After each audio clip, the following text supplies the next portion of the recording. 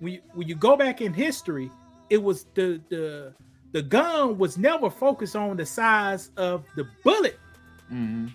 The gun was always focused on reliability is number one. The second is how accurate they could shoot.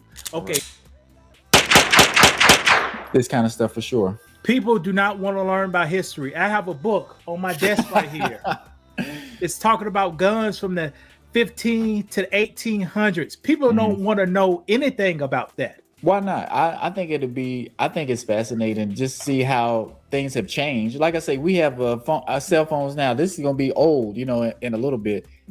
And I think people in the future be like, well, dang, they can only do such and such at the time. You don't think so? That's not how people operate.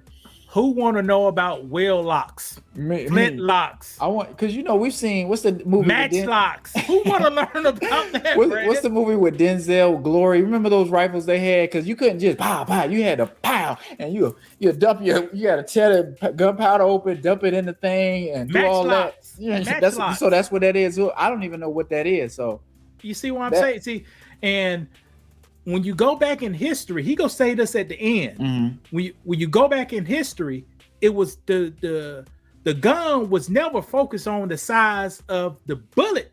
Mm-hmm. The gun was always focused on reliability is number one. The second is how accurate they could shoot. Okay, Right. you want to talk about a little history? But look, somebody just chimed in. I want to learn about history because that's important. Because if you don't know where you from, you're not gonna know where you're going in a way. So history is very important. Let's talk about a matchlock. Let's Go talk ahead. about a matchlock. This is one of the first guns that came out. Hold on, let me hold on for a second, buddy. Okay. But yeah, glad you guys are paying attention. And like I say, I'm not the biggest gun person. I have a couple guns, but I do want to know more about them. Times are crazy. People are crazy. So you just want to be more informed about firearms and what you do and the best approach just to keep you and your family safe. This is a rifle. Mm-hmm. If this was a matchlock, a person in the 1500s, 1400s will hold a gun up like this. This would be a lighter, a rag with a light on it. There ain't a gun like this. Right. I see that. Right. And then 5 minutes later, hold on, let me do it again. Right, exactly. Right. Who want to learn about that stuff, Brady? I think it's fascinating because people were actually at war doing this now. You was in a battle for your life on the battlefield doing this. You gotta wait. You see somebody right there, you gotta get your stuff ready. You gotta, See, here's the thing. It's already popped. Your bullet is already in there. It's already charged. During the time, day and night, you had to keep this thing lit.